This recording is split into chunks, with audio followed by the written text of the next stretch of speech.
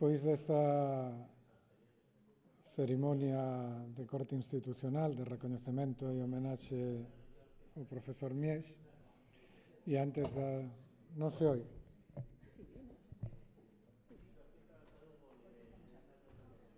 Me din que non...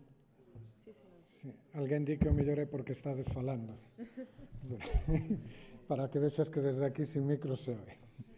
Ben, decía que despois deste acto institucional de recoñecemento ao profesor Mies, vamos a botar a andar este doctorial internacional, o que vos queremos dar a benvida. Este doctorial está promovido por a Cátedra Institucional RTVE Universidade de Santiago de Compostela e polo proxecto Balcón, e conta co apoio, como xa podestes ver, da Facultade de Ciencias da Comunicación e tamén do Grupo de Investigación de Novos Medios. O proxecto Balcón é un proxecto concedido polo Ministerio de Ciencia e Universidades no ano pasado, no ano 2022, medios audiovisuales públicos ante o ecosistema das plataformas, modelos de xestión e avaliación do valor público de referencia para España, que como se denomina, ou como é o desenvolvemento dese acrónimo de Balcón, e que se centra basicamente no estudio dos modelos dos medios públicos, atendendo a como as organizacións de medios públicos de diferentes sistemas mediáticos de Europa están a traballar con esa noción de valor público a través dun triple enfoque de creación, xestión, avaliación e comunicación, un ámbito no que é experta e referencia non só na facultade, sino en Europa a profesora Marta Rodríguez. No proxecto estudiamos tamén como os medios públicos europeos crean ese valor público a través da identificación das necesidades democráticas, das necesidades sociais, das necesidades culturais e das necesidades de comunicación, e tamén de todas as accións que desde os medios públicos se desenvolven para satisfacer esas necesidades. Estudiamos como terceira vía como os medios públicos europeos se abren á participación, de modo que podan convertirse en organizacións máis democráticas e a colaborar e a promover tamén esa creación de valor público. E como cuarto punto central de traballo no proxecto Balcón, abordamos as estrategias de innovación, de digitalización, de plataformización dos medios públicos europeos para potenciar ese valor público no ecosistema da comunicación actual. Balcón está nas actividades do Grupo de Investigación Novos Medios desta facultade. No desenvolvemento deste proxecto participamos un equipo de 35 persoas, 35 investigadores e investigadoras que pertenecemos a 13 universidades de España, e tamén no equipo de traballo hai outros expertos, outros colegas de varias universidades de Europa, e está coordinado polo profesor Francisco Campos, que é o auténtico motor e impulsor do proxecto e que dirixiu os dous proxectos anteriores que dan pé ao desenvolvemento deste que estamos falando, e por min mesmo. No traballo deste equipo de investigación, nos primeiros 18 meses se xeneraron 14 artigos en revistas de impacto JCR e 8 en Scopus. Se participou en 32 congresos internacionales, entre eles os máis destacados da área de comunicación, ICA, CREA, INCR, URRIP, entre outros, e ademais se está ultimando publicacións en editoriais internacionais de prestixio como Springer ou Rudd Geller, e en colaboración coa Cátedra Institucional en editoriais, ca Cátedra Institucional RTVE USC, en editoriais nacionais como Comunicación Social, e a estes libros se unen xa 14 capítulos de libro que van publicados en ano e medio. Hai, ademais, como estamos nun ámbito de doctorial e de formación de novos investigadores, se escriben 12 teses de doutoramento, ademais de varios traballos fin de grado, e evidentemente esta labor de formación se reforza con actividades investigadoras como esta. Na rede de contactos directa deste proxecto están directivos e directivas de varias cadeas públicas de toda Europa, pero significativamente nesa rede de traballo en común están os medios públicos de Alemania, de Bélxica, de Dinamarca, de España, evidentemente, de Finlandia, de Francia, de Gran Bretaña, de Holanda, de Irlanda, de Italia, de Suecia e de Suiza, tamén con varias persoas que, como poderedes ver ao longo destas xornadas, pois son membros activos da UER, da Unión Europea de Radiodifusión. Os que se incorporan frecuentemente, todas estas persoas, aos paneles de expertos cos que traballamos. En nome da cátedra, en nome do equipo Balcón, eu vos quero dar a benvida, non sen antes recoñecer todo o traballo e todo o esforzo para poder estar aquí, nomeadamente de Martín, de César, de Juanma, de Isaac e sobre todo de Marta, que neste caso é a capitana do equipo, ela é a auténtica organizadora desta actividade e ela é que nos vai a dar agora pormenores de como se vai a desenvolver.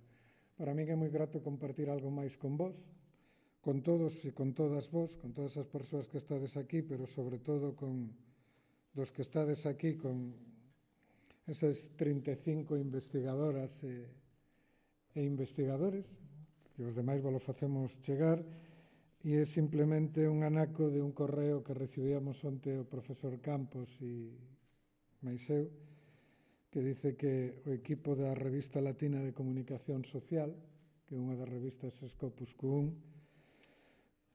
le place informarnos de que ha sido galardonado con el premio Roblón en la categoría de Premio al Proyecto de Investigación Comunicación del Año en 2023. O cual creo que é unha maneira, como son premios aos que un non se presenta, pero que son recoñecementos externos, creo que é unha forma fantástica de poder iniciar este doctorial e é algo que nos comunican o profesor Campos e a min, pero que facemos extensible non só a eles, sino a todos vos, porque en definitiva do que nos facemos e do que vos aportades é como podemos seguir avanzando. Antes de pasar á conferencia do profesor Miech, Marta nos explica algúns pormenores e de seguido pois devolvemos a palabra. Moitas gracias, Miguel. Pola miña parte vou a ser moi breve, aínda que breve por dous, porque ofrecereivos algunha información básica sobre o funcionamento destes días aquí na escola, primeiro en galego e despois en inglés, para intentar que todos partamos da mesma base, pero moi breve, porque tampouco quero roubarlle tempo ás palabras do profesor Bernard Miech, que seguro son ben interesantes. Quería darvos a benvida tamén a título persoal, despois de estar intercambiando correos ao longo dos últimos meses. É un placer acollervos aquí na Facultade de Ciencias da Comunicación e agardamos que estes días que nos esperan sean intensos, pero productivos. Ogallá se sean productivos para vos, para poder avanzar e aclararvos coas vosas investigacións, coas vosas teses, e fructíferos para o debate generalizado arredor do tema que nos reúne aquí a todos e a todas. Simplemente unha información básica para que teñamos todos presentes. As sesións de pola mañá vannos a reunir sempre aquí, en este auditorio. Sei que agora, como está o ambiente aínda frío, acabamos de coñecervos, estades moi desperdigados, e que conforme vamos avanzando iredes arrexuntándovos un pouco máis. Teremos as pausas para o café programadas na cafetería da facultade, onde tamén serán as comidas, e as sesións de pola tarde, onde presentaredes as vosas teses, serán, recordámosvos, nas aulas Seminario 3, Seminario 4 e Sala de Doutoramento. Seminario 3 está na primeira planta e Seminario 4 e Sala de Doutoramento están na segunda planta. Pero este edificio é bastante laberíntico, é difícil manejarse por el, así que se vos perdedes, buscádenos a alguén da organización e levaremos vos ali. Tamén un detalle importante sobre o programa de hoxe, teremos a continuación a conferencia de Bernard Miech, ás 11:30 faremos esa pausa de café e retomaremos aquí no auditorio coa sesión con Ruth de Frutos e Italia Rodríguez Martelo ás 12 e non ás 12:30, vale? Adiantamos media hora esa sesión. Sin máis, benvidos e benvidas, e paso á parte inglesa, moi brevemente. Welcome everyone. For those of you who were confused maybe because of the multiple languages that we were using to celebrate also multiculturality. Welcome to Santiago de Compostela, welcome to the Faculty of Communication Sciences. Just some practical information prior to Professor Miech's keynote. First of all, please remember that all the morning sessions will take place here in this auditorium. We will have a coffee break at the faculty's canteen. You can just follow the crowd. We will all be there. We will have lunch also at the canteen, and in the afternoon sessions will take place in Seminario 3, which is on floor number 1, and Sala de Doutoramento and Seminario 4, which are also on the second floor, both on second floor. Just it's kind of confusing to move around this building. We know, we are aware, so please don't be afraid to ask us where the rooms are. We will take you there. Another practical information for today, we will have Professor Miech's keynote just right now when I'm done with this brief note. And after the keynote, we will have a half an hour coffee break, and we will be back here starting with the next panel, Emerging Values and Counter-Values in Today's Society, at 12 and not at 12:30, okay? So bear in mind that there is this slight change on the program. Without further ado, very, very welcome to Santiago de Compostela. And please, Professor Bernat Miech, the room is yours.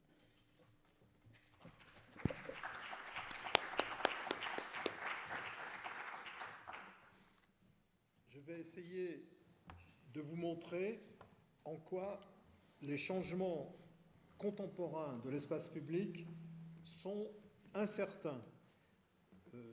Ce devrait être d'ailleurs le titre de ma contribution, incertain, parce que aujourd'hui on s'intéresse surtout au phénomène de médiatisation et non pas à la question des médiations, qui est au centre de la question de l'espace public dans les sociétés démocratiques. L'espace public est un concept peu applicable dans les sociétés autres, sociétés dictatoriales, à régime unique, etc., etc. Mais dans les sociétés démocratiques, des questions nouvelles sont apparues dans les 10 dernières années. Et quand on étudie des questions de communication, on doit effectivement les prendre en compte. Bueno, voy a presentar cuáles son los cambios. Habla de incertidumbre, de cambios inciertos, porque se trabaja más la mediación más que la mediatización. Cuando habla de mediatización, Mies es una cosa mucho más amplia que lo de los medios, porque mediatización es utilizar, pone siempre de ejemplo que niños y niñas utilicen TikTok para ver contenidos audiovisuales, etc. Y dice que es una cuestión central lo del espacio público en las sociedades democráticas, porque, claro, el espacio público no tiene sentido en las sociedades dictatoriales. Entonces, se ocupa, realmente, la síntesis es que se va a ocupar, dice que habla de los cambios en las sociedades contemporáneas, pero podría poner incertidumbres, ¿no?, en los espacios públicos contemporáneos. Entonces, se fija en las sociedades democráticas. Mes trois premières parties, mes trois premières contributions, je vais les écourter. Elles sont importantes, en particulier pour des chercheurs, pour des étudiants en doctorat, mais il faut qu'on puisse intervenir dans un espace de temps contraint. Autrement dit, ces trois premières parties, en accord avec mon traducteur, dont je suis complètement dépendant, mes trois premières parties seront plus courtes que le texte qui sera ultérieurement publié. El texto es muy largo, entonces lo que va a hacer es presentar el trabajo en 3 partes, pero que va a pasar por algunas cuestiones rápidamente. Indudablemente después habrá una publicación en la que será mucho más explícito. Premièrement, l'espace public est toujours une perspective clé pour les sciences de la communication. El espacio público es una cuestión clave y fundamental cuando se estudia la información y la comunicación. Sans détailler le livre de Jürgen Habermas, je dirais que l'espace public doit être compris comme le rassemblement des personnes privées rassemblées en un public pour exprimer des opinions, exprimer des points de vue. Et évidemment, cette perspective a rapidement rencontré la question des médias, de la presse au début, de la presse d'opinion au début, mais progressivement de tous les médias. Sí, parte del concepto habermasiano del espacio público, que es la definición de espacio público según Habermas, es el ajuntamiento, la reunión de personas privadas que se constituyen en públicos para expresar sus opiniones, y uno de los primeros cambios que hubo y que afectó a este espacio público fueron los medios de comunicación. J'ai cité Jürgen Habermas. Évidemment, il a eu un rôle fondamental et il continue à publier, je le signale, à un âge encore bien plus avancé que le mien. Mais en fait, Habermas n'est pas le seul à avoir développé une pensée concernant l'espace public. Elles sont assez nombreuses, ces pensées, et je vais citer les principales. Sí. Indudablemente, cuando se habla de espacio público se habla siempre de Habermas, pero hay otras muchas personas de las cuales va a citar. Ha comentado que sigue publicando a pesar de que tiene una edad que es mayor que él. Enfin, il y a au moins 4 grandes, sinon 5 grandes perspectives. La pensée grecque, chez Hannah Arendt, par exemple, reprise par Hannah Arendt, la pensée libérale au sens strict, la pensée oppositionnelle et alternative, et... Sí. Debemos citar al pensamiento griego que ha sido desarrollado por Arendt, Hannah Arendt. Después hay que considerar el pensamiento liberal en sentido estricto y después la posición, el pensamiento y la posición alternativa. Il y a aussi l'espace public spéculatif allemand qui nous vient tout directement de Kant. Ceci dit, dans le concret, dans l'activité intellectuelle concrète, toutes ces perspectives plus ou moins interfèrent. Je dirais... Oui. Sí.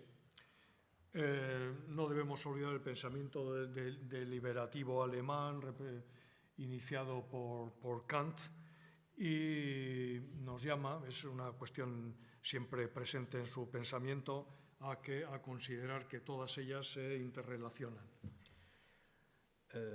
Et pour la plupart des auteurs, dans leur perspective proche, dans les sociétés démocratiques, l'espace public est aujourd'hui en crise. Très, très précisément, ce qui fait que les propositions sont incertaines, indécises. En las sociedades democráticas se puede decir que el espacio público está en crisis.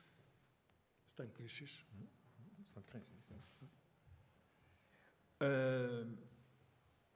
De mon côté, quant à moi, j'ai repris certaines des perspectives d'Habermas, mais Habermas est un philosophe politique et moi je me situe plus dans des perspectives sociologiques, culturelles, socio-économiques et non pas dans une perspective qui est celle de la mise en œuvre d'un modèle philosophique politique.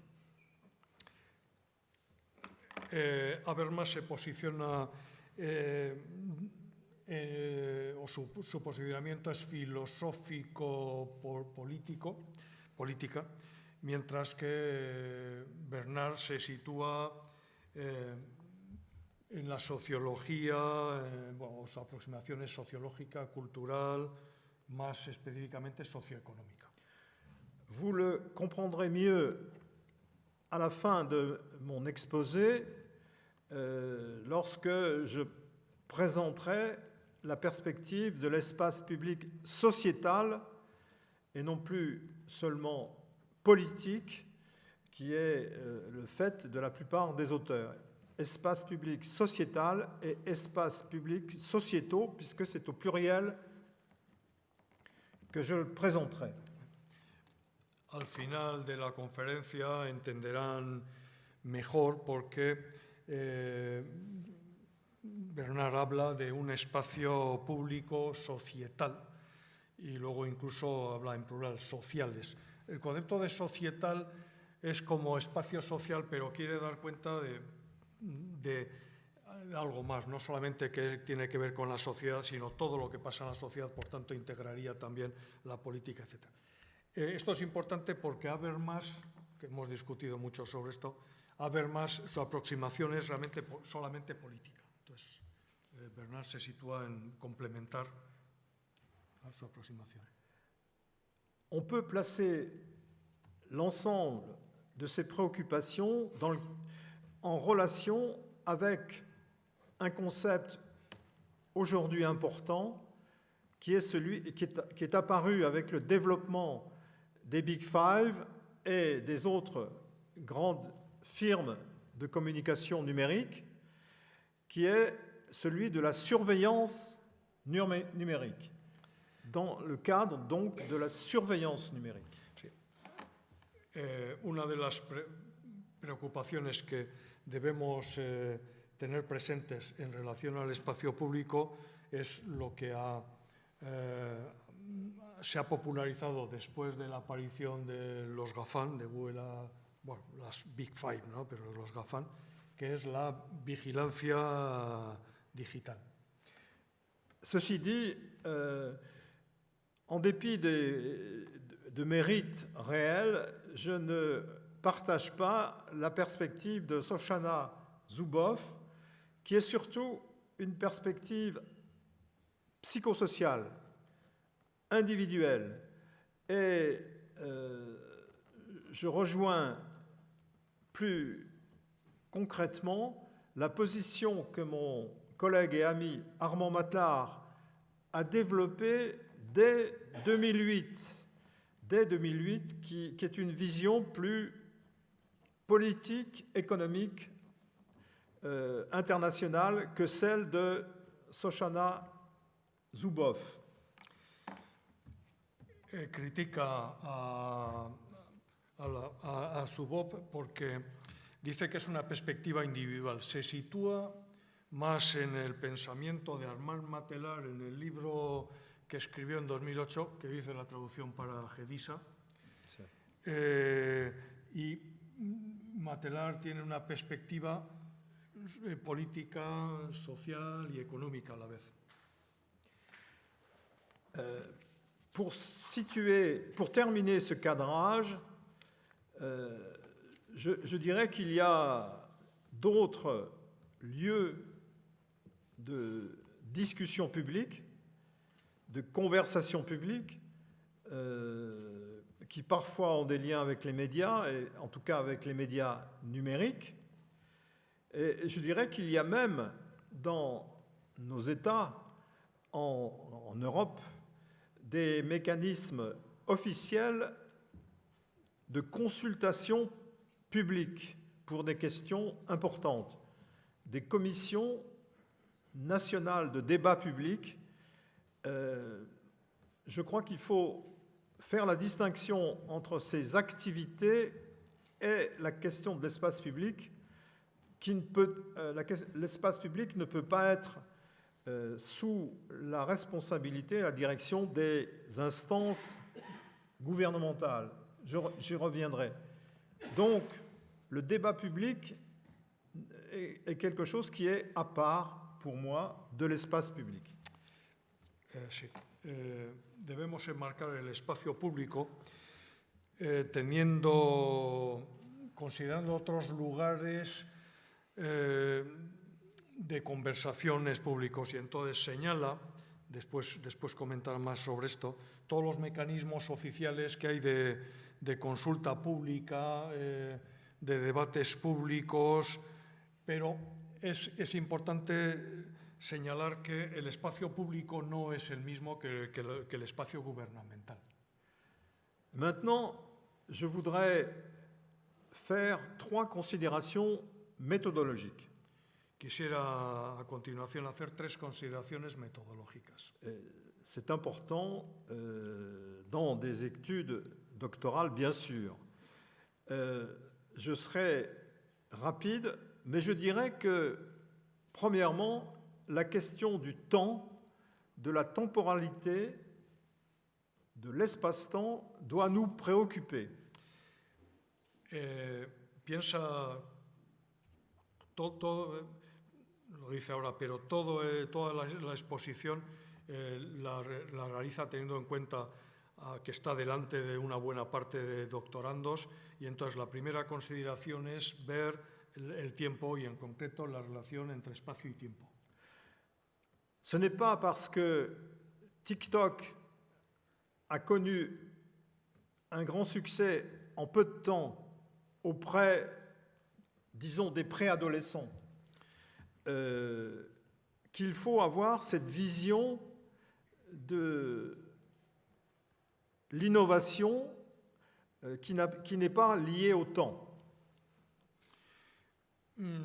Habla de TikTok, que ha tenido un éxito tremendo entre los preadolescentes, y no solamente hay que considerar como una innovación sola.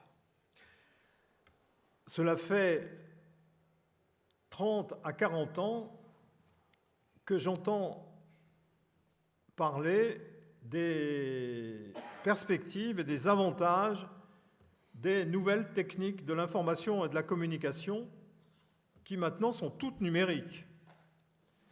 Hace ya 30 años o más en los que se empezó a hablar sobre cuáles eran las perspectivas, todos los aspectos positivos que tenían las nuevas tecnologías de la información y de la comunicación, y que hoy se resumen en lo digital.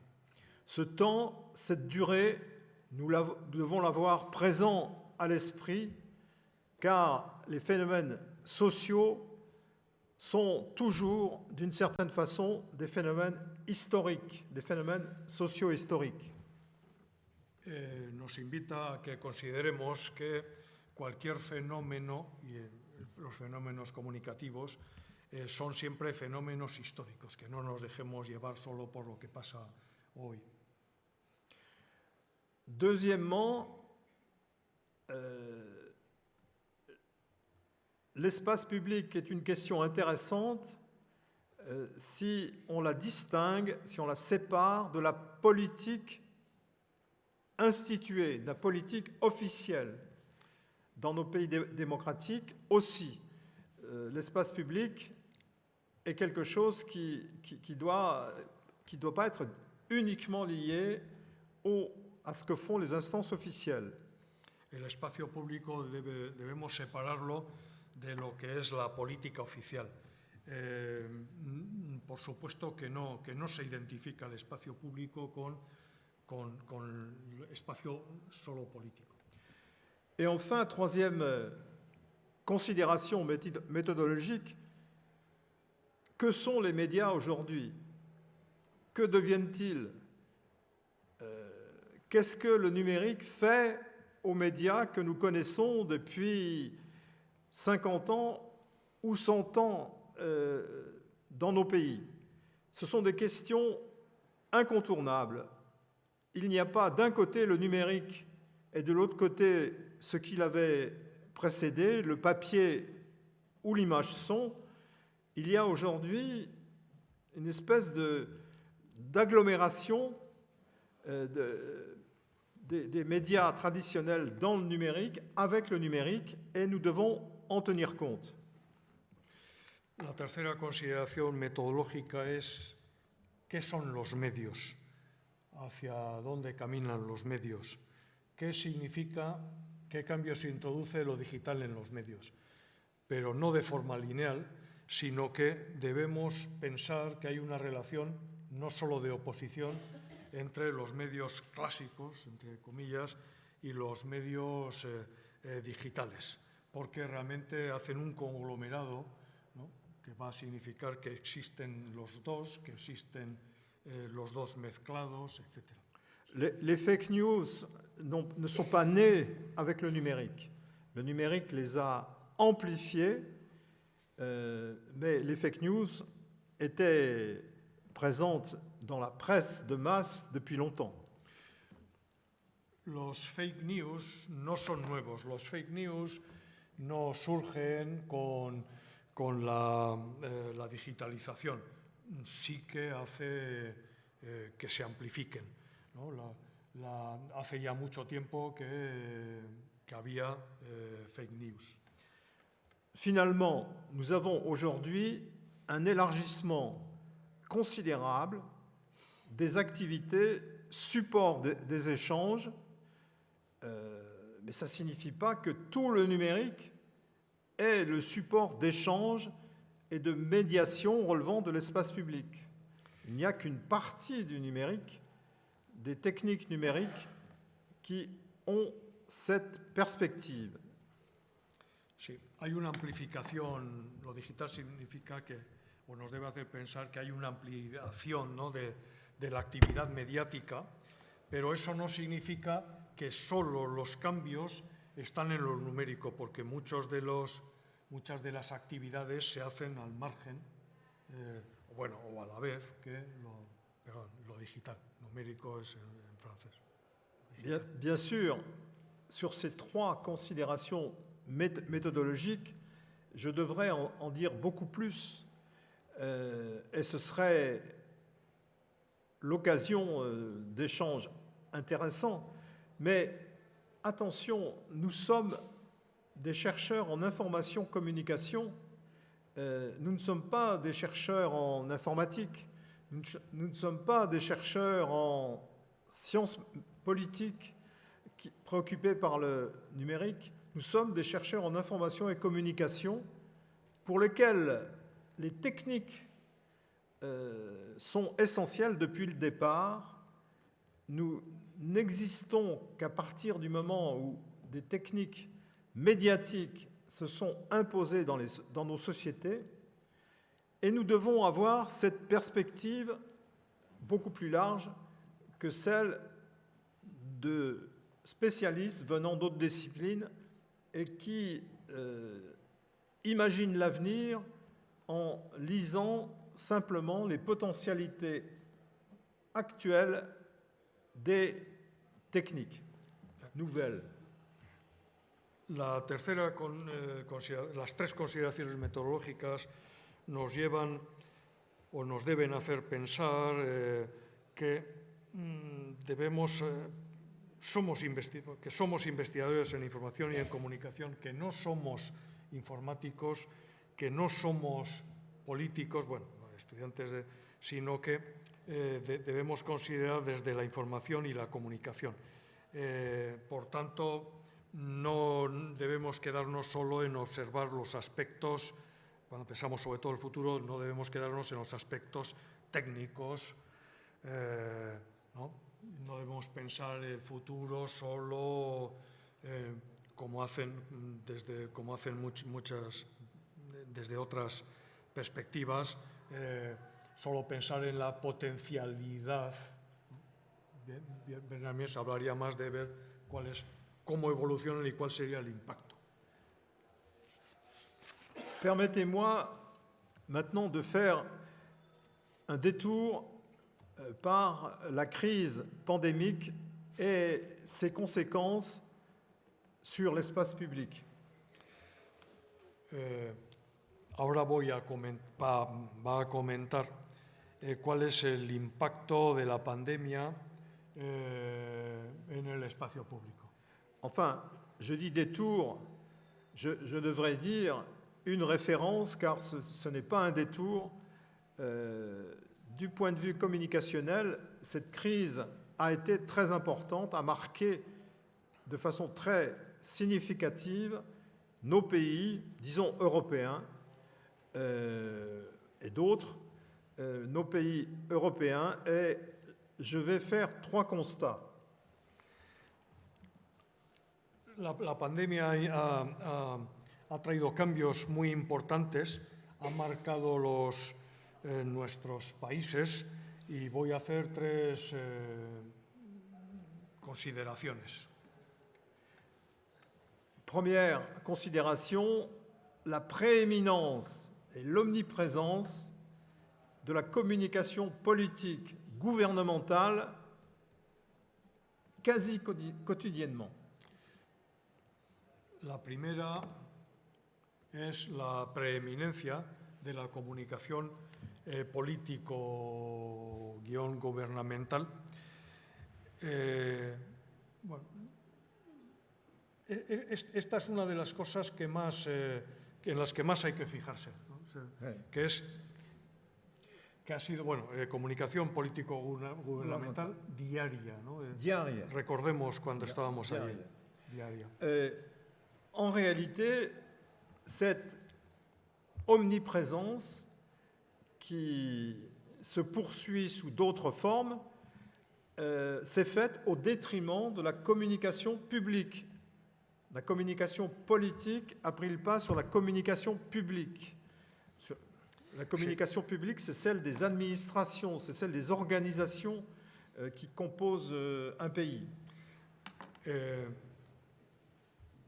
Esa preeminencia de la comunicación político-gubernamental lo que significa es que la comunicación político-gubernamental se ha impuesto, ha pesado mucho más que la comunicación pública. Et cette communication politique s'est faite avec des méthodes très directionnelles, en situation d'urgence bien sûr, mais de façon très directionnelle. La comunicación pública se ha hecho de forma direccional, en una situación de emergencia. Vous me direz, il ne pouvait pas en être autrement. Seguramente pensarán que no podía ser de otra manera. Je me suis intéressé à la façon dont un pays européen voisin du lieu où j'habite, un pays européen que je connais bien, la Suisse, la façon dont la Suisse, ses instances fédérales ont utilisé les techniques de communication pendant la crise. Constata que Suiza, que conoce muy bien porque está muy cerca de donde vive, ha actuado de manera muy diferente, y entonces esa comunicación político-gubernamental no ha sido tan importante.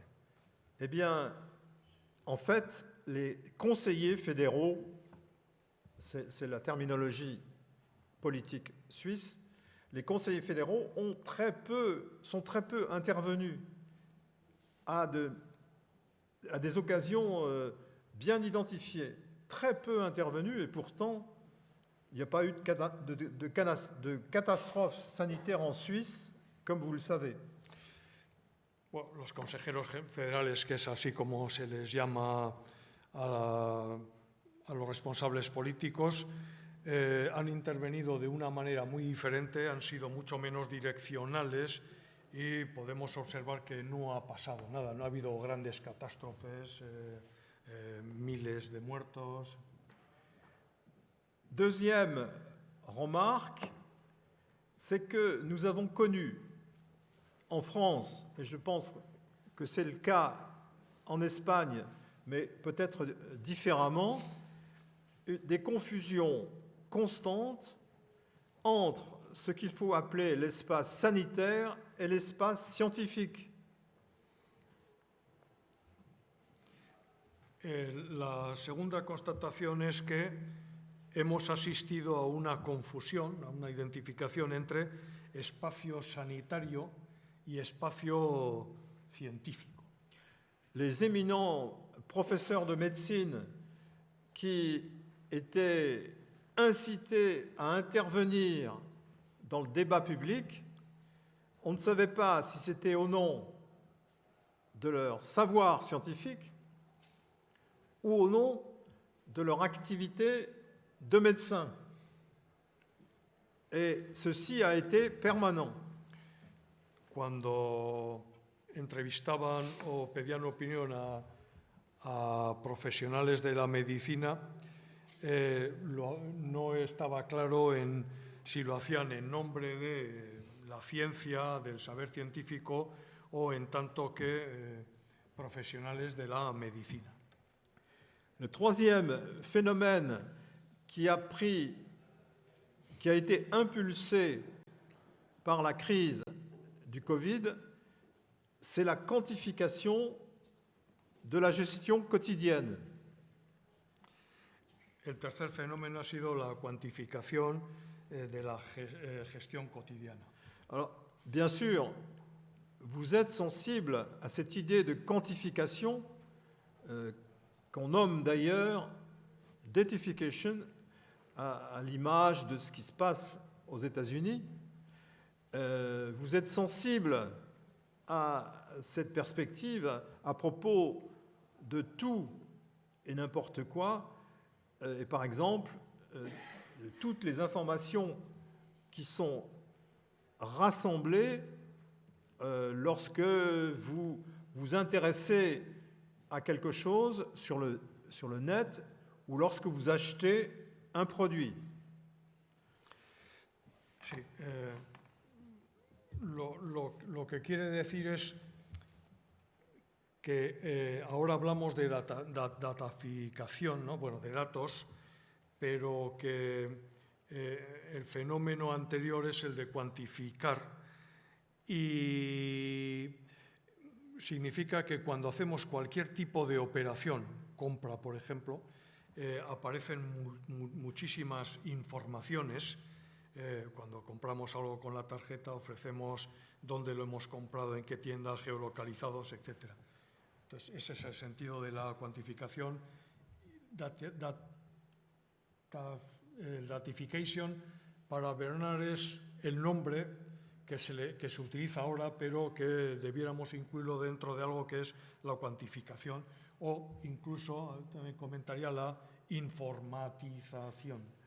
Alors, effectivement, on peut faire un détour sur l'information, ou plus exactement sur le phénomène d'informationnalisation.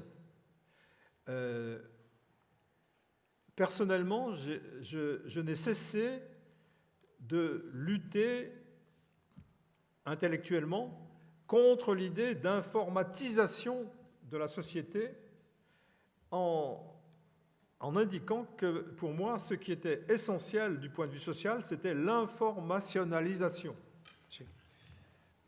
En Francia han tenido grandes discusiones. Bernard Mies ha publicado cosas con Gaëtan Tremblay, sobre todo sobre esto. Y entonces, hace varios años se hablaba de la informatización de la sociedad. De hecho, hay grupos de investigación que tenían ese nombre. pero que desde siempre consideraban que era la informacionalización. Et notez bien que cette question a depuis longtemps des incidences, des conséquences sur notre activité universitaire. Dans certains pays, on sépare complètement les sciences de la communication des sciences de l'information, et le plus souvent, on les relie, enfin assez souvent, on les relie, mais à mon avis, d'un point de vue qui est trop limitatif. Je n'ai pas compris. Depuis longtemps, Sí. depuis longtemps, on se pose la question de savoir s'il faut lier dans notre discipline information et communication. Sí. ¿Cuál es el impacto, ¿no? De la informacionalización sobre nuestro ámbito, ¿no? Antes, cuando he comentado sobre la información, espacio-comunicación, lo que quiere decir es que son dos cosas, ¿no? Que nosotros no consideramos, solemos hablar de comunicación, en cierto modo, entonces las consideramos, ¿no? Dice que tenemos que pensar sobre eso, cómo se relaciona información, comunicación. Information, dans un sens large, et communication doivent être articulées. La información y comunicación, en sentido amplio, ambas deben ser relacionadas.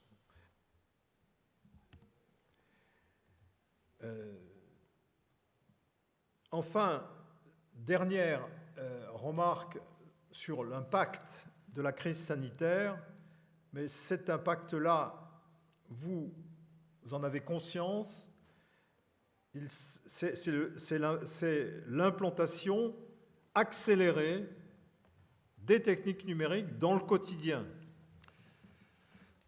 El cuarto impacto, la cuarta consideración es la implementación acelerada de técnicas digitales en todas las actividades de nuestra vida cotidiana. Avec une conséquence qui n'est pas celle qu'on imagine souvent. Con consecuencias que no llegamos a imaginar, a menudo no llegamos a imaginar.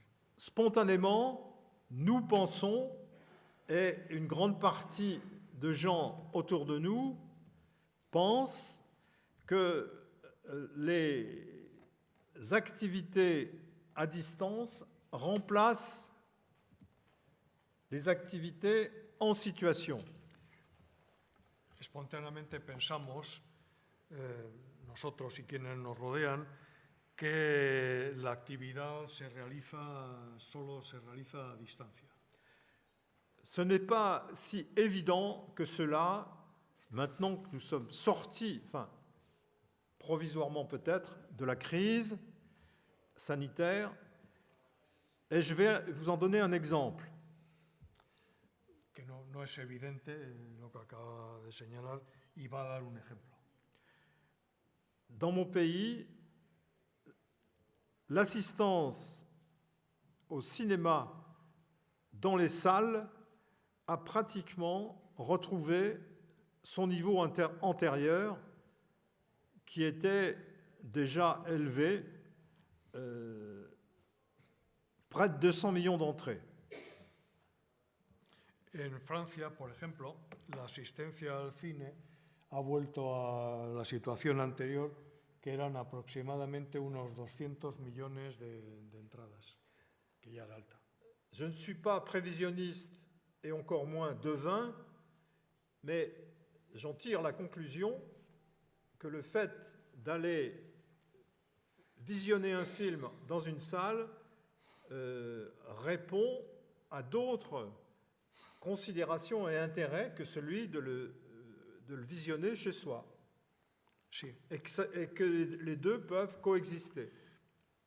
ir al cine o ver en streaming pueden coexistir, no hay que verlos como simplemente sustitutorios. Obedecen, el ir al cine obedece a razones diferentes de las que hacemos, de las que nos asisten cuando vamos al cine. Venons-en maintenant, finalement, à la question de la théorie de l'espace public. Vayamos ahora a la teoría del espacio público. D'abord, je vous invite à ne pas avoir une vision universaliste de l'espace public.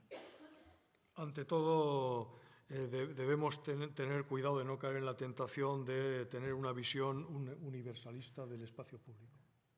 Dans des pays non démocratiques, il peut y avoir des embryons ou des esquisses d'espace public provisoires, mais ce n'est pas la même chose que ce qui fonctionne en Europe, par exemple.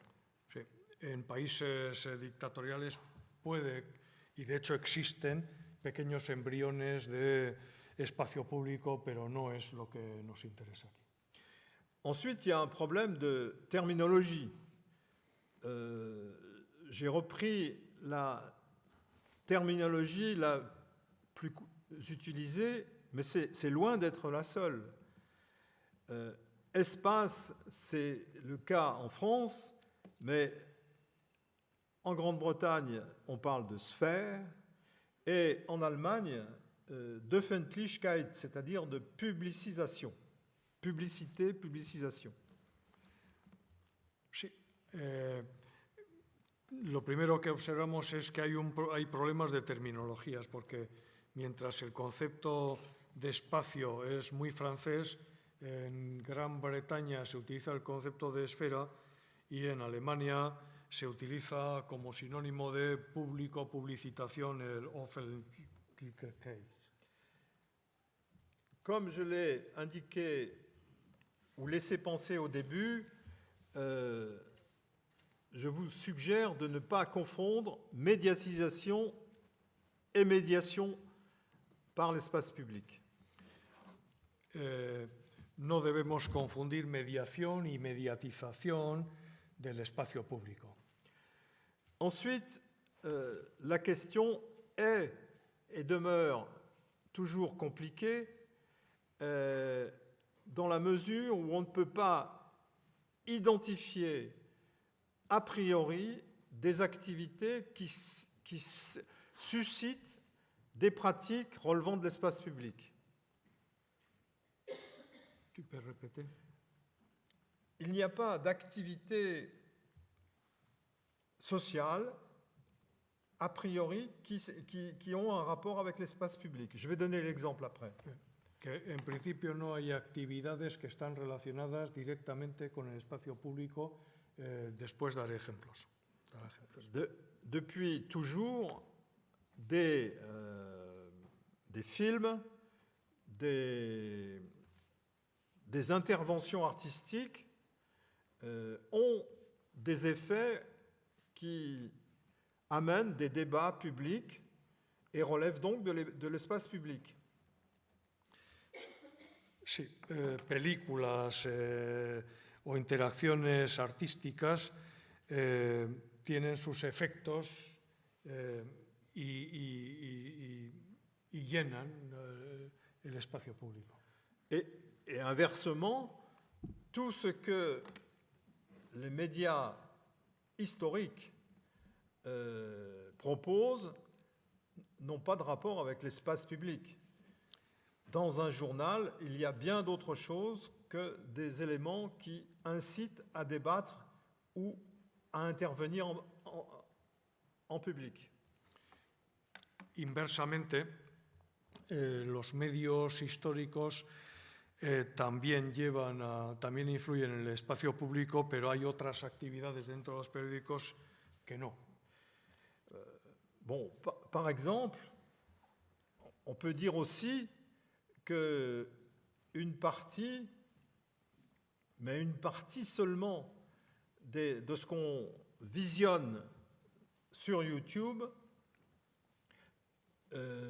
pousse à des échanges relevant de l'espace public. Une partie seulement, une grande partie, non.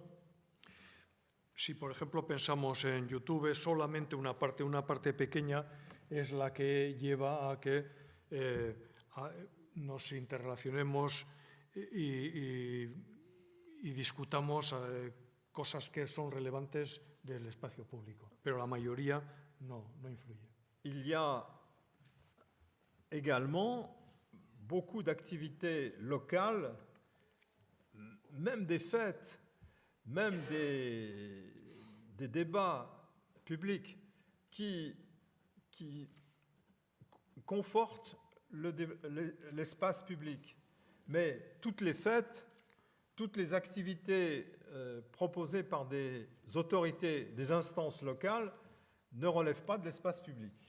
Lo mismo, todas las actividades, hablando de lo local, todas las actividades que las autoridades locales realizan, no todas esas actividades tienen relación con el espacio público.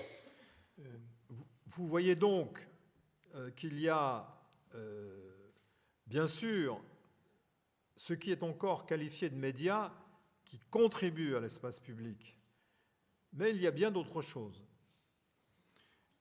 De la misma manera, no solo los medios son los que influyen en el espacio público, hay otras cosas. Il y a, comme je l'ai dit, des œuvres de fiction qui contribuent à l'espace public. Il y a des productions de divertissement qui contribuent à l'espace public. Et il y a l'activité de collectif. Je vais revenir là-dessus.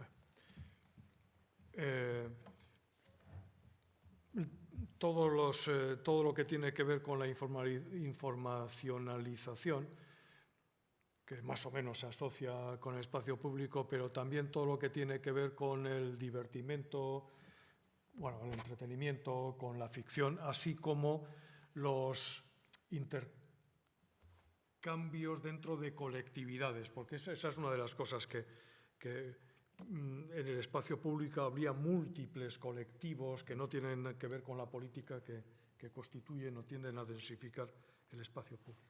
Des collectifs qu'on peut appeler des collectifs médiatés. Podemos hablar de colectivos mediatizados. Et par exemple, des collectifs de ce type, il y en a de nombreux dans le domaine de l'environnement, dans le domaine de l'écologie. La plupart du temps, ce sont des collectifs qui sont à l'origine d'activités relevant de l'espace public. Voilà. Por ejemplo, los grupos ecológicos que en un comienzo surgieron a través de discusiones dentro del espacio público.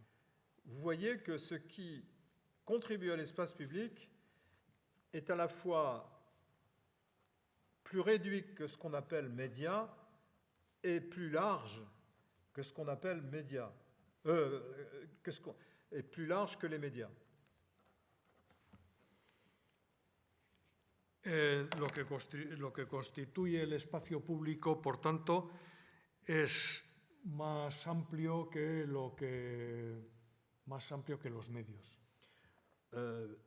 Bien sûr, les médias demeure essentielle à l'activation de l'espace public, mais aujourd'hui, qu'entend-on par médias?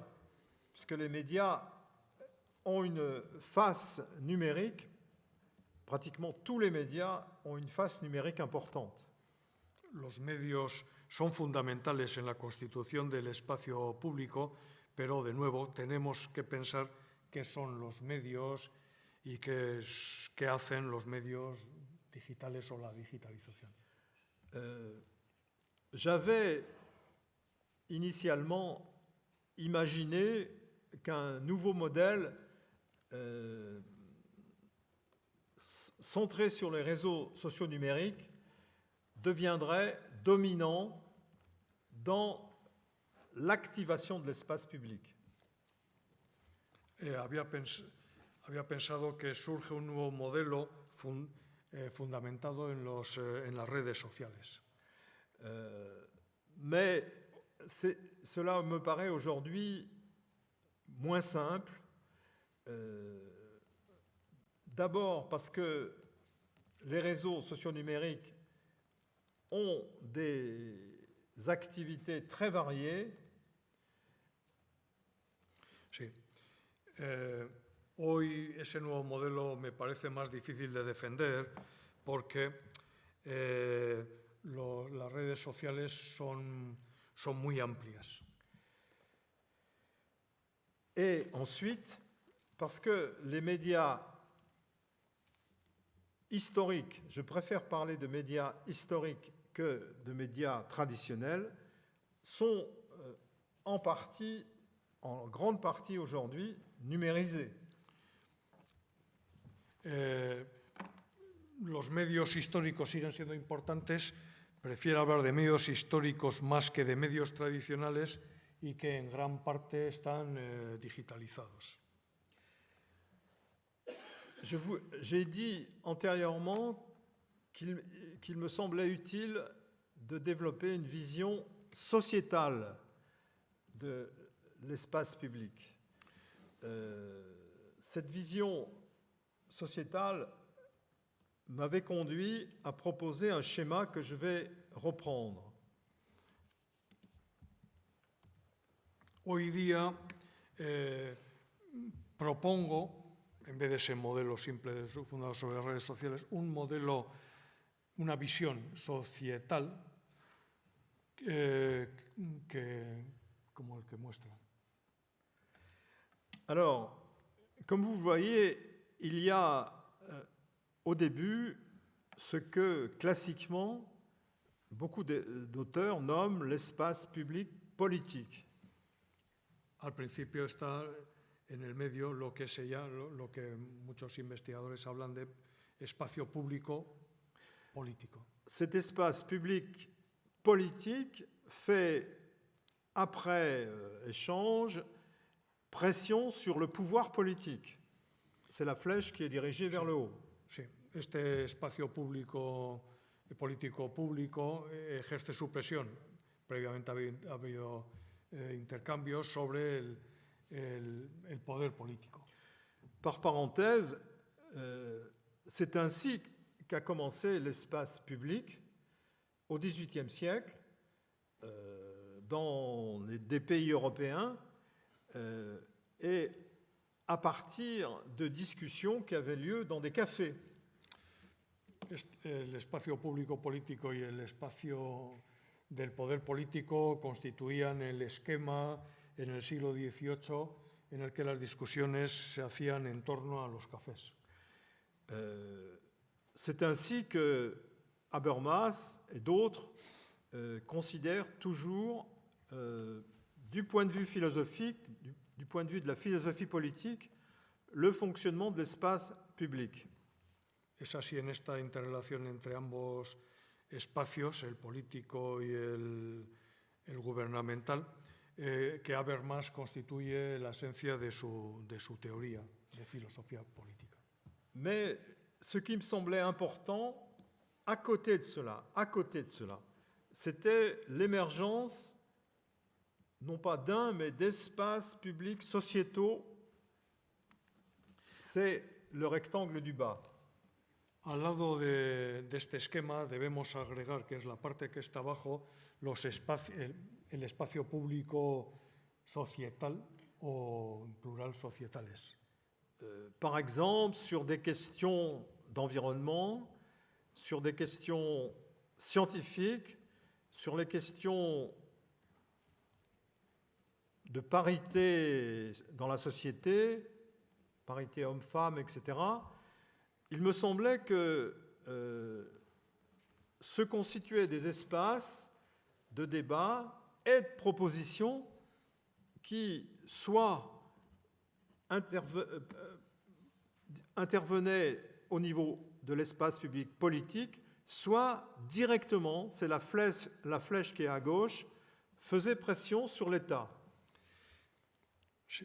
El ejemplo son espacios relacionados con el medio ambiente, espacios científicos, espacios sanitarios, espacios sobre la diversidad, la paridad, y que actúan de dos maneras, a veces directamente influenciando el poder, la esfera del poder político, o a veces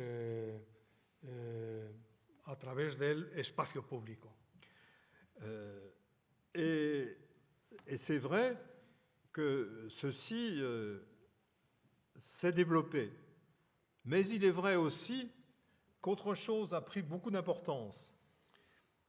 Ha sido así, pero debemos considerar que hay otra cuestión que ha surgido, que es... C'est le rôle direct du pouvoir politique sur la société, sur les individus que nous sommes, via la communication publique. Y eso nuevo que aparece es la comunicación política que... Public communication. Sí, la comunicación pública. Ah, ok, pardon, excusez-moi. Comunicación pública que directamente va sobre la sociedad, por supuesto sobre los otros espacios. L'État utilise dans tous les domaines de sa responsabilité de plus en plus la communication publique pour des questions d'éducation, pour les questions d'environnement, pour les questions de santé, pour des questions de science, pour des questions de développement local, pour des questions, etc., et utilise les techniques de communication publique pour se faire, pour intervenir. Los estados utilizan cada vez más la comunicación política y ahí tenemos que entender que es la utilización de técnicas de comunicación, utiliza el marketing en todos los distintos aspectos, educación, medio ambiente, ciencia, sanidad, e incluso también sobre los aspectos locales, de gobierno local. Et sans laisser le temps, finalement, aux groupes locaux de se faire une opinion, en intervenant souvent de façon rapide. Claro, el problema no sería, bueno, no habría problema si es que dejasen, porque no dejan que haya retroalimentación, ¿no? O sea, realmente es una comunicación de arriba abajo, como señala. Autrement dit, la situation aujourd'hui est une situation brouillée avec un avenir incertain pour l'espace public, une situation brouillée où la surveillance numérique, l'algorithmisation et un terme utilisé au Québec qui est le pistage, sont entre les mains non seulement des grands groupes numériques internationaux, plurinationaux, mais des instances politiques et publiques.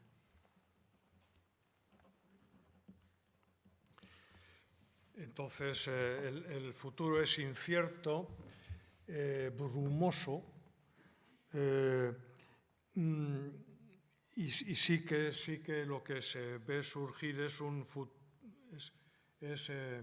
la instauración de la vigilancia, ¿no? Surveillance, la algoritmización de la sociedad y el término que utilizaba mucho Armand Matelar, que era el de pistage, que es el seguimiento. Seguimiento en el sentido de estar continuamente controlado, por ejemplo, a través de los censos, ¿no? Matelar dice que los primeros controles empiezan simplemente con el estar censado, porque era para un control real. Y la otra cuestión es que, por supuesto que lo hacen sobre todo los GAFAM, Google, Amazon, Facebook, Apple, Microsoft, etcétera, pero también lo realizan los estados, las instancias públicas, etcétera. Autrement dit, la question de l'avenir de l'espace public, c'est aussi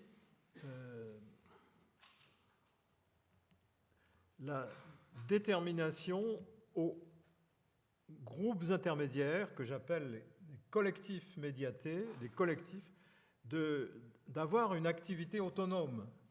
Si ces collectifs médiatés n'ont pas d'activité autonome ou s'ils sont chaque fois sous la pression de la communication politique, eh bien, l'avenir de l'espace public, y compris dans les sociétés démocratiques, est incertain.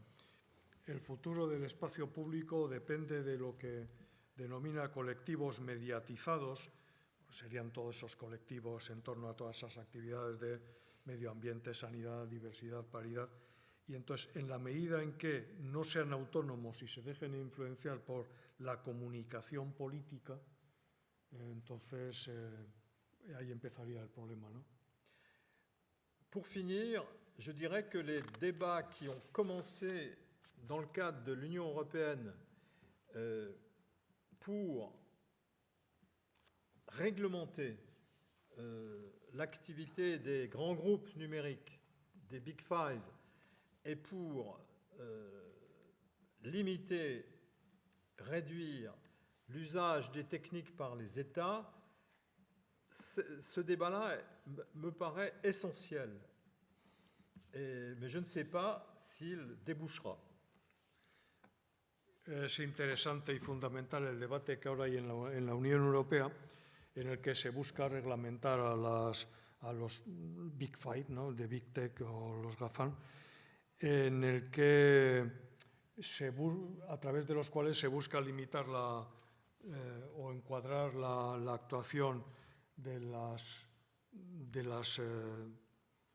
sus acciones y que el futuro es realmente incierto.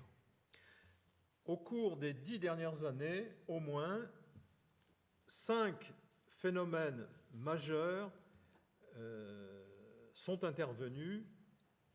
Et ces 5 phénomènes, c'est premièrement, bien sûr, la montée en puissance des majors du numérique. En los últimos 10 años asistimos a 5 fenómenos que caracterizan la actual situación y el primero es el nacimiento y desarrollo de las Big Tech. Parce que pour l'essentiel, toutes les activités de ces majors sont des activités individualisantes. Todas las actividades que proponen las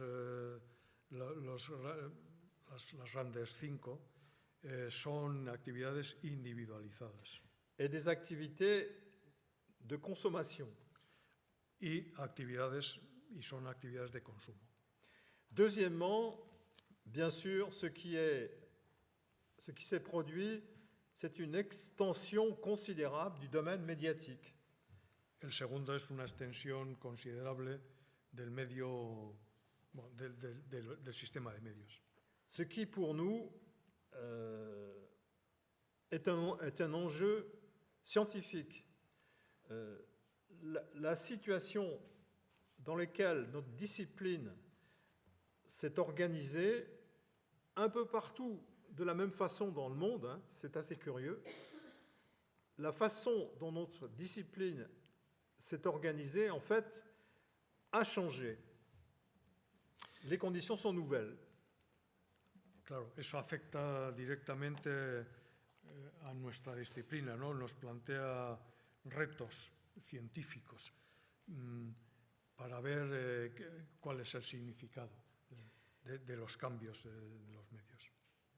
Troisièmement, c'est bien sûr la survenue de la société de surveillance. Ce sont des conséquences des 2 premières évolutions que j'ai mises en avant, sous-tendues par l'algorithmisation, par le pistage, comme indiqué, et par ce qu'on appelle, et qu'on commence à pratiquer, ce qu'on appelle l'intelligence artificielle, qui, par parenthèse, est connue au niveau scientifique depuis longtemps. La tercera que debemos considerar es la consolidación de de una sociedad de la vigilancia, por supuesto que ayudada por la algoritmización, el seguimiento e incluso la inteligencia artificial, que de paso debemos señalar que no es una cosa nueva.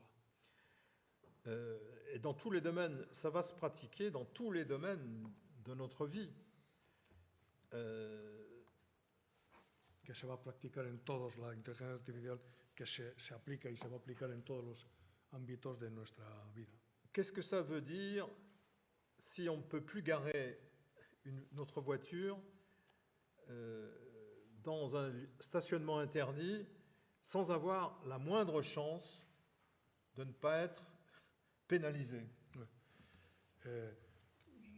La situación que propones es de quien es fácil que cuando vayamos a aparcar un coche, si ahí está prohibido, la multa sea automática. C'est un exemple parmi d'autres. Es un ejemplo. Quatrièmement, la prégnance de la communication politique, en particulier gouvernementale, dont j'ai donné des exemples. La cuarta es la prevalencia de la comunicación política a la que antes ha referido y que ha dado algunos ejemplos. Et cinquièmement, le fait que commence à émerger ce qu'un collègue britannique, Philip Schlesinger, a appelé le tournant réglementaire.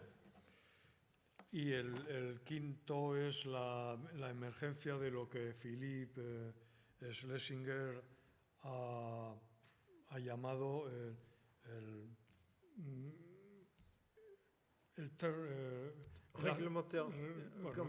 Reglementary turn. Sí, el aspecto reglamentario. Parce que pour lui, il est nécessaire qu'il y ait un changement réglementaire, sauf à voir Google continuer à payer des amendes très chères, mais ne rien changer à ses pratiques. Philip Schlesinger se refería a que si no hay ese cambio reglamentario, seguiríamos con la situación en la que a cualquiera de ellos, a Google por ejemplo, le interese más pagar una multa. Nous vivons encore sur des changements réglementaires qui sont intervenus aux États-Unis et en Europe au milieu des années 1980, lors du développement des télécommunications. Sí, todavía seguimos estando encuadrados por regulaciones que nacen en los años 80 cuando surgen cuando se desarrollan las telecomunicaciones en USA y en Europa. Oui. Aujourd'hui, si je puis dire, c'est la loi de la jungle sans réglementation adaptée. Hoy es la ley de la jungla sin una regulación que pueda enmarcarla. Voilà ma présentation. Bien entendu, de nombreuses questions peuvent être posées à partir d'elles-mêmes. Je crois qu'il y a des enjeux et théoriques, scientifiques d'une part, et politiques et sociaux d'autre part, qui sont évidents et qui vont nous occuper dans les années à venir. Esta es mi presentación. Existen múltiples preguntas, existen múltiples retos. Uno teórico-científico sobre qué es el espacio público y los otros que son realmente muy importantes, que son el impacto político y social. Et merci Juan Carlos pour ton aide essentielle. Y gracias por haberme ayudado. Et j'espère avoir répondu à vos attentes. Merci pour votre écoute. Gracias por haberme escuchado y gracias por vuestra atención.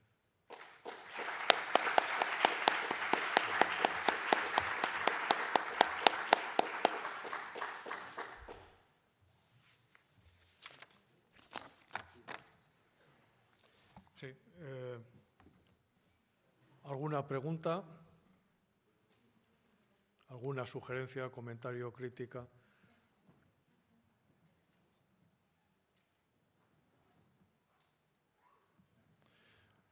Bueno, mientras pensáis, ¿no? Si no, nos salimos de aquí. Hemos comentado que es curioso porque el espacio público es un concepto que todo el mundo ha utilizado y utiliza y del que sabemos poco. O sea, Habermas es el segundo autor citado después del siglo pasado, después de Castells. Castells es el más citado. Y todo el mundo conoce algo de Habermas, todo el mundo ha escuchado, pero me llama la atención que no se trabaje, lo mismo que sobre las televisiones públicas, ¿no? Hay muy pocos grupos de investigación, debieran ser millones, o sea, digamos, de personas trabajando sobre algo tan esencial, ¿no? Y lo que es interesante de Bernard Mies es que, bueno, ya he dicho, proponía un modelo, el modelo que ha propuesto también después es simplemente para reflexionar, ¿no? Yo creo que sí que ha cuajado eso, lo de que en vez de hablar de un espacio público singular, yo creo que eso cierra y es mejor hablar de espacios públicos en plural, no solamente porque serían varios, sino porque son de distintas temáticas, importancias, etc. Y entonces yo creo que debemos dar la bienvenida a la conferencia de Bernard por eso, ¿no? Porque habla sobre lo que no habla, ¿no? Yo creo que es cuando comentaba que la epistemología y la nosología sería más en general, le preocupa, es porque realmente no tiene soluciones, no ha propuesto esto sino que dice, bueno, o sea, incertidumbre, niebla intelectual, pero creo que eso es lo interesante.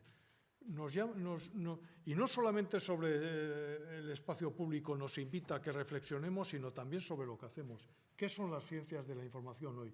¿Qué son las ciencias de la comunicación, etcétera? Bueno, ya bien, empezamos. ¿Habéis hecho a la vez? Hola, buenos días.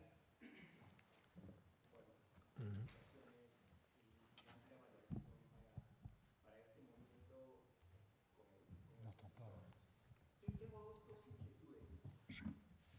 La primera, hay muchos investigadores que plantean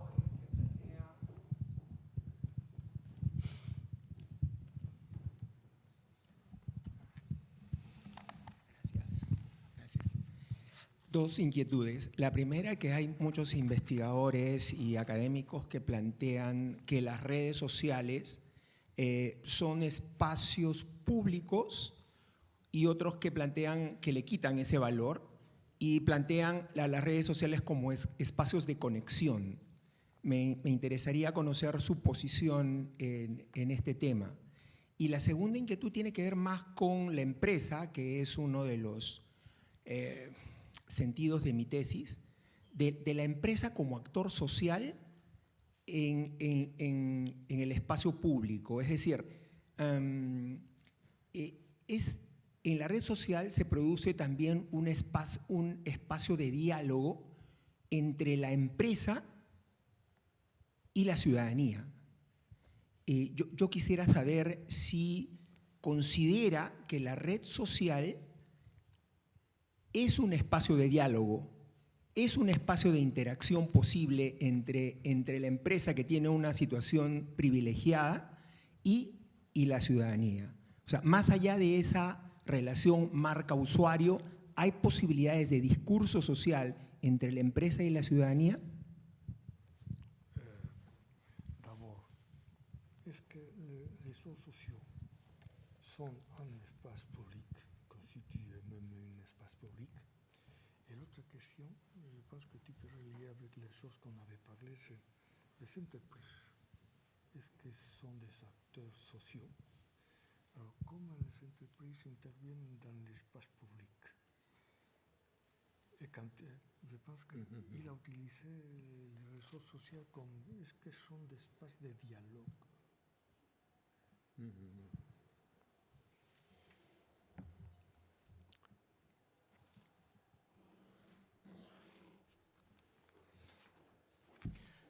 Alors, à la première question, non, par eux-mêmes, les réseaux sociaux numériques ne constituent pas, ne forment pas un espace public ou des espaces publics. Je pense que La primera cuestión es que las redes sociales por sí mismas no constituyen un espacio público o espacios públicos. une partie des réseaux sociaux numériques n'ont rien à voir avec une démarche qui relève de l'espace public. Una parte de las redes sociales, una parte importante, no tiene nada que ver con el espacio público. Mais vous faites la relation parce que, effectivement, historiquement, on a toujours pensé, on pensait que les réseaux sociaux qui allaient se développer constitueraient des éléments forts pour l'espace public, à côté des médias et en particulier de la télévision, qui étaient très critiqués. Sí que es cierto que históricamente se habló de que las redes sociales podían influir, y de hecho lo hacen, en el espacio público. Facebook s'est développé avec, en soubassement, des attentes très fortes aux États-Unis, en Europe, qui partaient d'une critique des médias télévisuels. Facebook se desarrolló a partir de una crítica feroz a los medios audiovisuales. Mais le résultat ne correspond pas du tout à ce qui était attendu. Pero los resultados no tienen nada que ver con lo que se esperaba. Deuxième question, les entreprises en général dans les pays démocratiques ne sont que des acteurs sociaux secondaires et on leur demande de faire leur travail d'entreprise et non pas d'intervenir dans la vie publique, dans la vie sociale. A la segunda cuestión, las empresas son actores secundarios. Mais de fait, bien des entreprises jouent un rôle social, interviennent et ont une politique sociale et interviennent dans l'espace public. De fait, de plus en plus d'entreprises le font, y compris les plus grandes.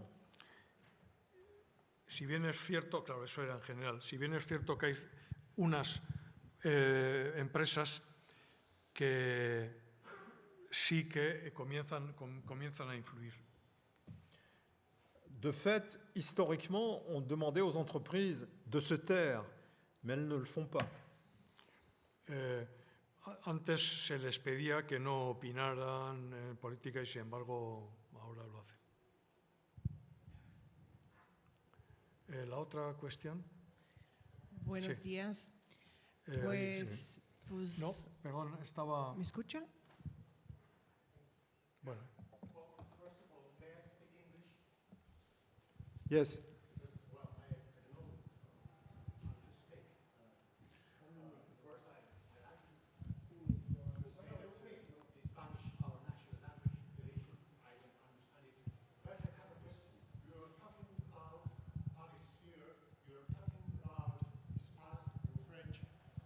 The expression, and you're talking also about Offenlichkeit. The book of Jürgen Habermas on Offenlichkeit that has the root of often. Often is the English adverb for an action that is frequent, often. So if you make or say something often, that becomes Offenlichkeit. Okay, so a public space, a public sphere, Offenlichkeit, is something constituted by a frequent, regular action. But in any case, you were talking about public space, Offenlichkeit, as a homogeneous, unique space. And I must say, I like to remark that Jürgen Habermas' book on Offenlichkeit was written in 1962, more than 60 years ago.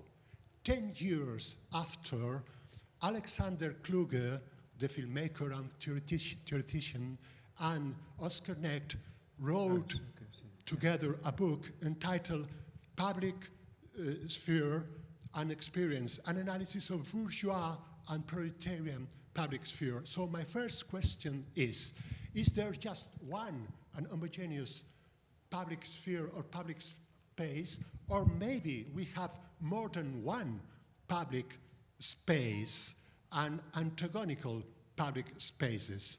Because, for example, more recently, Peter Sloterdijk, who wrote and taught about media in Karlsruhe University, said that by now we don't live in a sphere, in an homogeneous sphere, in a global sphere, but that sphere exploded and became a lot of little spheres that we can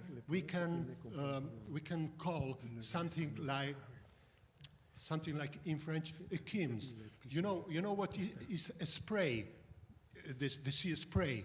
It's a lot of little spheres that are constituted by the contact of air and liquid. And then we by now live in a world of a lot of communicative offers, a lot of nets. We live in a space that is not an homogeneous public space. And all I want to remark is that Jürgen Habermas' book was published in 1962, translated in English in 1989. Yes. But 10 years after the Habermas publication, Necht and Kluge, and you don't talk about Necht and Kluge, criticized Habermas, saying that there was not just one public space, there was more than one public space. In a Spanish dictatorship, there was the official public space and the clandestine, and the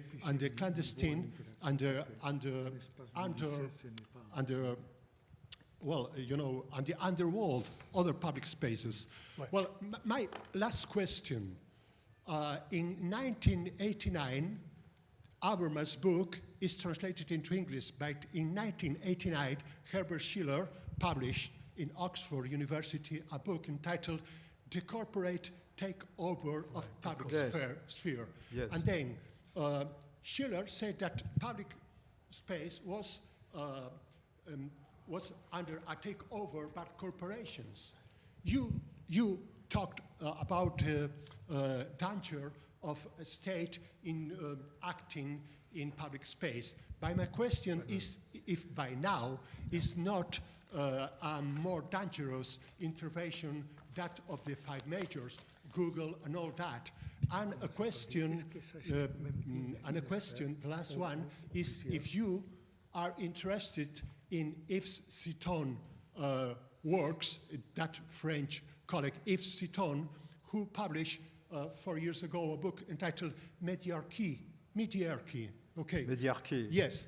Yves said that by now we have a very restrictive and very hierarchical mediarchy, and he asked us for the interest on medianarchy. By now we know who is Bill Gates. By now we know that the well of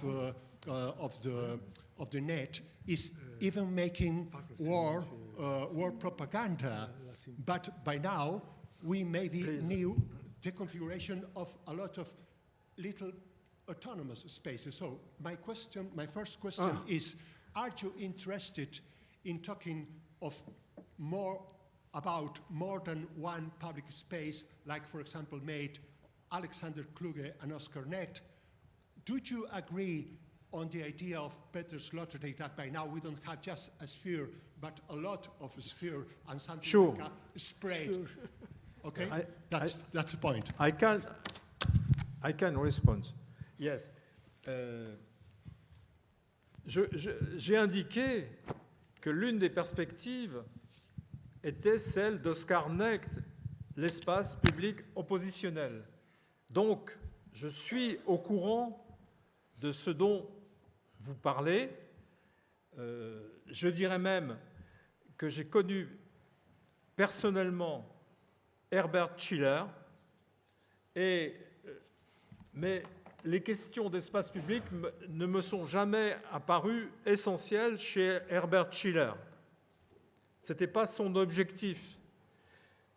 Ceci dit, vous avez raison sur un point, c'est qu'il y a des approches différentes de l'espace public et celui dont vous parlez, c'est l'espace public oppositionnel.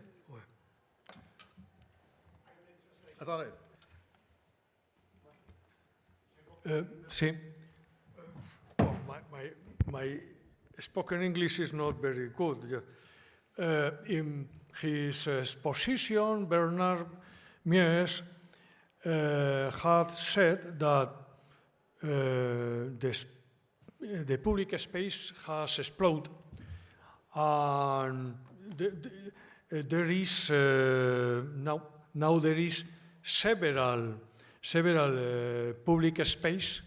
The problem is that these public space are mixed in media, or exist in media, social networks. But the first thing he said was that there is not one space. And even Bernard Mies think, and me too, that we can think the first question is if even several public space exist. That means that the public space is a construct very interesting, but the important thing is not one, several, but the relationship between government and people, yes, individually and socially too. Yeah. And this is the question: how the relation between people and groups, between enterprises and people, and that. Yes.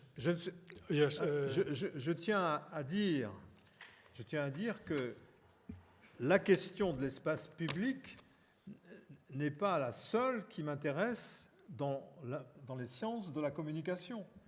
C'est un aspect, et j'ai bien dit que l'avenir de l'espace public était incertain, problématique si vous voulez, mais si on ne met pas en avant cette question de l'espace public, en réalité, on se trouve seulement avec face à face des individus consommateurs et des producteurs ou des agences publiques.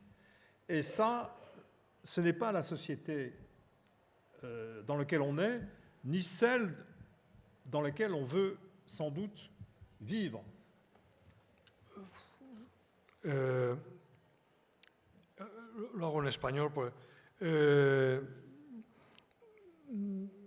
Claro, lo interesante de la teoría del espacio público es que lo que busca es trasciende la relación entre consumidores y productores e integra y concede más importancia a todo el aspecto decisional, que es el aspecto democrático, que es el aspecto de organización social, entendiendo como todo. Lo que le preocupa a mí realmente es ese espacio público debe tener en cuenta absolutamente todo. Por eso, he said that Habermas thinks in political philosophy, political terms, and Bernard Mies thinks in a holistic, with a holistic approach. Even the solution is not clear, because he thinks that the public space is uncertain. It's most important this uncertainty than the plurality, diversity, and the number. But we can discuss after with coffee. Merci Bernard, gracias Bernard, graciñas en galicien. Graciñas. Merci, merci. Thank you, everybody.